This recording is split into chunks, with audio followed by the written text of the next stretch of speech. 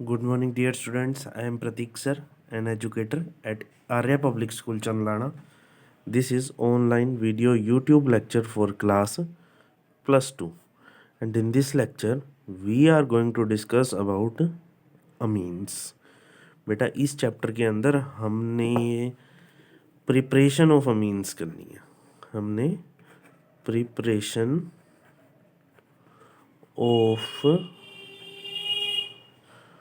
Of amines discuss करनी है one by one by different methods. तो अमीन्स जो कि बहुत ज़्यादा इम्पोर्टेंट फंक्शनल ग्रुप हैं ऑर्गेनिक केमिस्ट्री में, इसको हम अलग अलग तरीक़ों से कैसे प्रिपेयर करते हैं उन चीज़ों के बारे में हमने बात करनी है।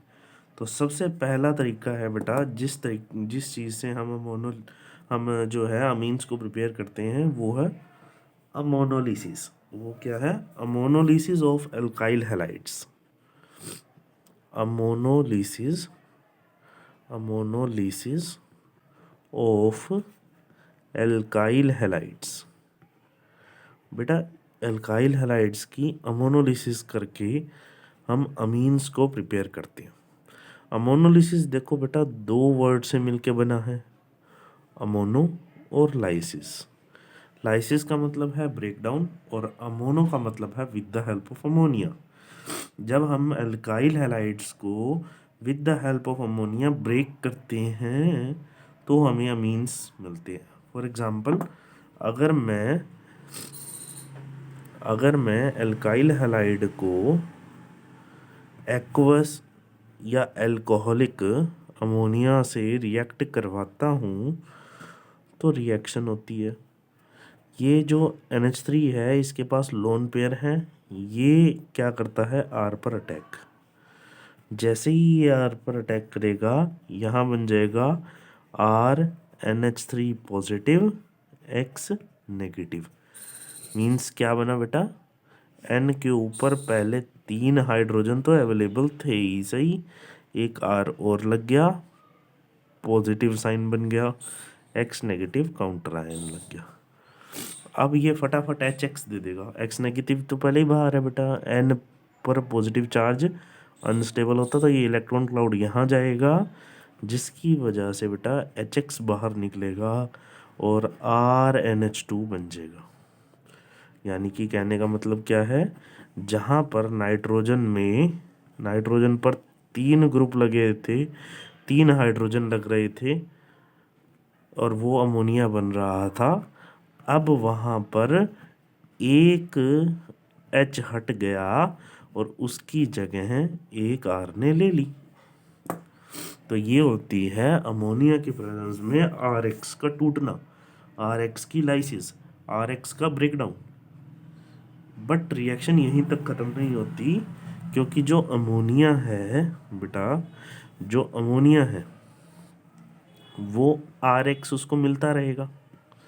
पहले RX मिलेगा तो एक R ग्रुप जुड़ जाएगा, एक हाइड्रोजन बाहर निकल जाएगा, फिर से उसको RX मिलेगा, फिर से वो HX बाहर निकालेगा, इस बार उसका सेकेंडरी अमीन बनेगा। पहले प्राइमरी अमीन बना बेटा, इस बार उसका क्या बना? Secondary amine. फिर से उसको RX मिल जाएगा, फिर वो HX बाहर निकालेगा, इस बार उसका बनेगा टर्शरी अमीन। क्या बनेगा बेटा? टर्शरी अमीन। और फिर से RX उस पर अटैक करेगा, इस बार उसको मिलेगा R4N positive X negative quaternary amine. तो इस तरीके से ये जो मेथड है वो सूटेबल नहीं है, क्योंकि इसमें वैरायटी ऑफ अमीन्स मिलते हैं, इसलिए हम इसको एग्जॉस्टिव मिथाइलेशन भी कहते हैं, एग्जॉस्टिव एल्काइलेशन भी कहते हैं इस रिएक्शन को, क्योंकि लगातार एल्काइल ग्रुप जुड़ता जा रहा है। पहले प्राइमरी अमीन बना, फिर सेकेंडरी अमीन बना, और फिर उसके बाद क्या बना बेटा? टर्शरी अमीन। तो फर्स्ट जो प्रिपरेशन है वो, ये वाली जो प्रिपरेशन है वो थोड़ी सी अनस्टेबल है, मीन्स इनअप्रोप्रिएट है for the formation of amine. But हाँ, एक तरीका है जिसके ज़रिए हम लोग प्राइमरी अमीन ज़्यादा पा सकते हैं। अगर हम अमोनिया को एक्सेस में कर दें, अगर हम अमोनिया को एक्सेस में कर दें तो RX मिलने की बजाय RX को ज़्यादा अमोनिया मिलेंगे, जिसकी वजह से प्राइमरी अमीन बन जाएगा। अगर प्राइमरी अमीन को एल्काइल हैलाइड मिलता है तो वो सेकेंडरी अमीन बनाएगा, बट अगर प्राइमरी अमीन को अमोनिया मिलता है तो कोई रिएक्शन नहीं होएगी, अमोनिया RX के साथ रिएक्ट करके प्राइमरी अमीन ही बनाएगा। तो अगर प्राइमरी अमीन हमें ज़्यादा क्वांटिटी में चाहिए तो हमें NH3 को क्या करना पड़ेगा बेटा, एक्सेस में करना पड़ेगा। चलिए अब सेकंड प्रिपरेशन की तरफ चलते हैं। ये तो थी हमारी फर्स्ट प्रिपरेशन मेथड, और वो क्या था, ammonolysis of alkyl halides. Second preparation method है बेटा by reduction, reduction of nitro compounds, nitro compounds और नाइट्रो कंपाउंड्स और नाइट्रिल कंपाउंड्स और amides. Reaction of nitro compounds, nitrile compounds और अमाइड्स। अगर हम रिडक्शन कर दें नाइट्रो की, नाइट्रिल की और अमाइड्स की, तीनों में से किसी की भी, तो हमारे को अमीन ही मिलता है। सबसे पहले अगर मैं रिडक्शन करूं नाइट्रो कंपाउंड्स की, तो ये बेंजीन, नाइट्रोबेंजीन है बेटा। दो तरीके हैं, या तो कर दो कैटालिटिक रिडक्शन, कैटालिटिक रिडक्शन यानी कि हाइड्रोजन इन प्रेजेंस ऑफ निकल और पैलेडियम और प्लेटिनम, कोई सा भी मेटल हो, तो NO2 किस में कन्वर्ट हो जाता है बेटा, NH2 में। और दूसरा तरीका क्या है, हम मेटालिक रिडक्शन कर सकते हैं नाइट्रो की। अगर हम नाइट्रो की मेटालिक रिडक्शन करते हैं, मेटलिक रिडक्शन करते हैं, तो बेटा tin in presence of HCl या Fe in presence of HCl, ये रिएजेंट्स ले सकते हैं, ये हाइड्रोजन छोड़ते हैं, तो भी हमें बेंजीन के ऊपर NH2 यानी कि एनिलीन मिलता है, एनिलीन मिलता है। NO2 को क्या बन गया बेटा, NH2, NO2 को क्या बन गया बेटा, NH2, N double bond O single bond O negative. तो पहले ये बॉन्ड टूटता है, फिर ये दोनों बॉन्ड टूटते हैं, इनकी जगह पर दो हाइड्रोजन इधर, दो हाइड्रोजन इधर, इस तरीके से NH2 की फॉर्मेशन होती है। तो हमने नाइट्रो कंपाउंड से करा, अब हम करते हैं किससे, नाइट्रिल से। किससे करते हैं बेटा, नाइट्रिल से। नाइट्रिल्स जो हैं वो भी रिडक्शन के बाद हमें अमीन्स ही देते हैं। नाइट्रिल्स कैसे अमीन्स देते हैं ये देखते हैं। तो जो नाइट्रिल्स हैं यानी कि Ca ट्रिपल बॉन्ड N है, वो भी कैटालिटिक हाइड्रोजिनेशन से हमारे को अमीन सी देते हैं, हमारे को अमीन सी देते हैं।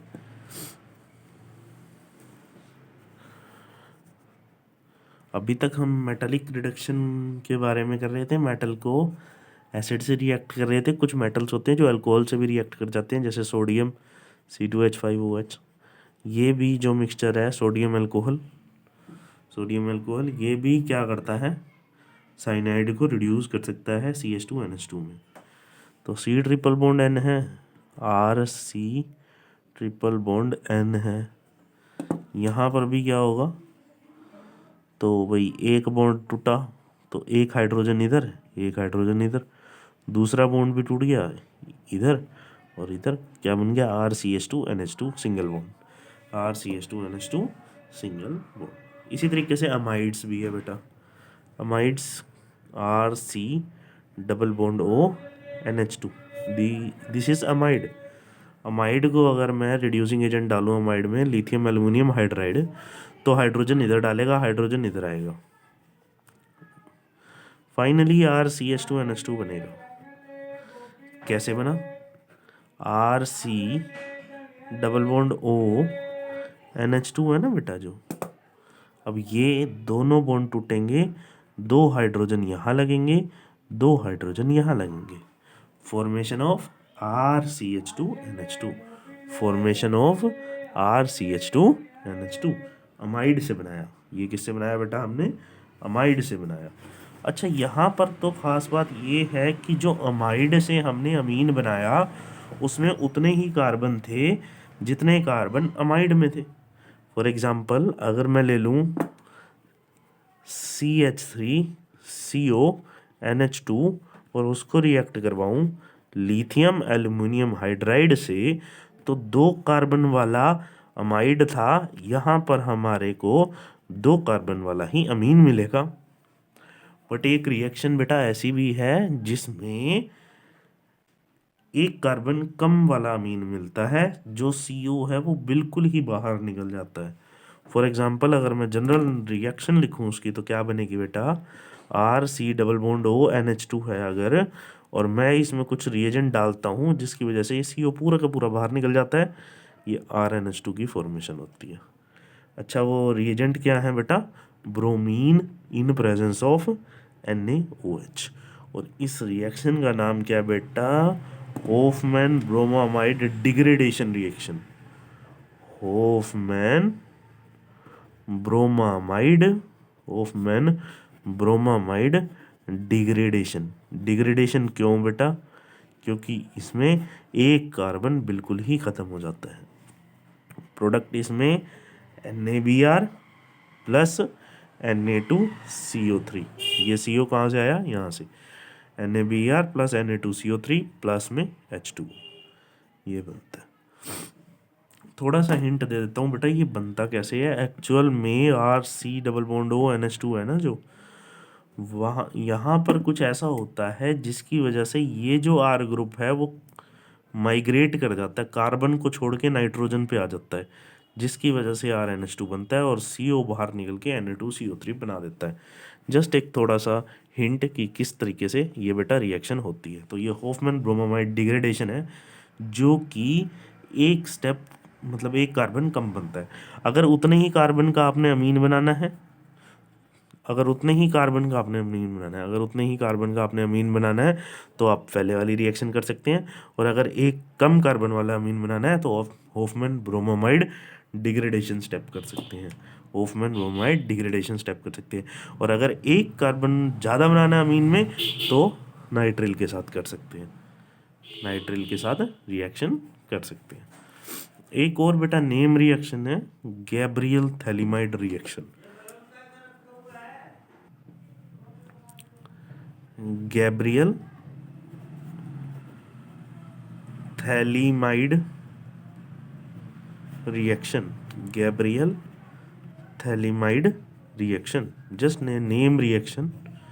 इससे भी हम प्राइमरी अमीन बना सकते हैं। एक थैलिमाइड होता है बेटा, थैलिमाइड है थैलिक एसिड का अमाइड, तो ये है थैलिमाइड। ये वाला जो हाइड्रोजन होता है ना बेटा एसिडिक होता है, तो जब हम पोटेशियम हाइड्रोक्साइड इसमें एल्कली डालते हैं तो हाइड्रोजन हट जाता है और उसकी जगह ले लेता है पोटेशियम। तो ये पोटेशियम साल्ट, ये तो थैलिमाइड हो गया बेटा, ये क्या हो गया? थैलिमाइड। और ये क्या हो गया? Potassium salt of phthalimide, potassium salt of phthalimide, phthalimide.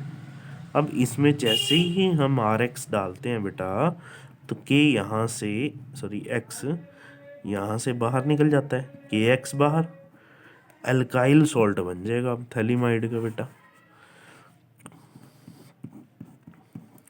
CONR, ये क्या बन गया बेटा? CONR, ये क्या है? Alkyl substituted phthalimide, alkyl substituted phthalimide, phthalimide, alkyl substituted phthalimide. बस अब क्या करना है बेटा? इसमें NaOH डाल देना है। जैसे ही आप NaOH सॉरी इसमें क्या डालना है बेटा? NaOH। जैसे ही इसमें NaOH डालोगे बेटा तो ONA इधर आएगा, ONA इधर आएगा, HH इधर आएगा, तो क्या बन रहा है बेटा? RNH2, NH2 प्लस में CO negative Na positive, CO negative Na positive, sodium salt of phthalic acid, sodium salt of phthalic acid, sodium salt of phthalic acid बन जाएगा। बेटा ये देखो, ये होता है थैलिक एसिड।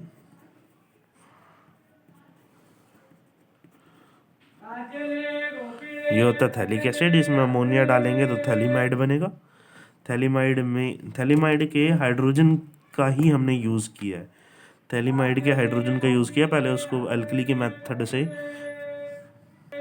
तो हमने थैलीमाइड के हाइड्रोजन का यूज़ किया। थैलीमाइड के हाइड्रोजन को पहले बाहर निकाला पोटेशियम हाइड्रोक्साइड की मदद से, और फिर उसमें अल्काइल ग्रुप जोड़ के N को अपने पास ले लिया, RNH2 बना दिया। तो इस तरीके से गैब्रियल थैलीमाइड रिएक्शन भी अमीन्स की मैन्युफैक्चरिंग, अमीन्स की प्रिपरेशन में हेल्पफुल है।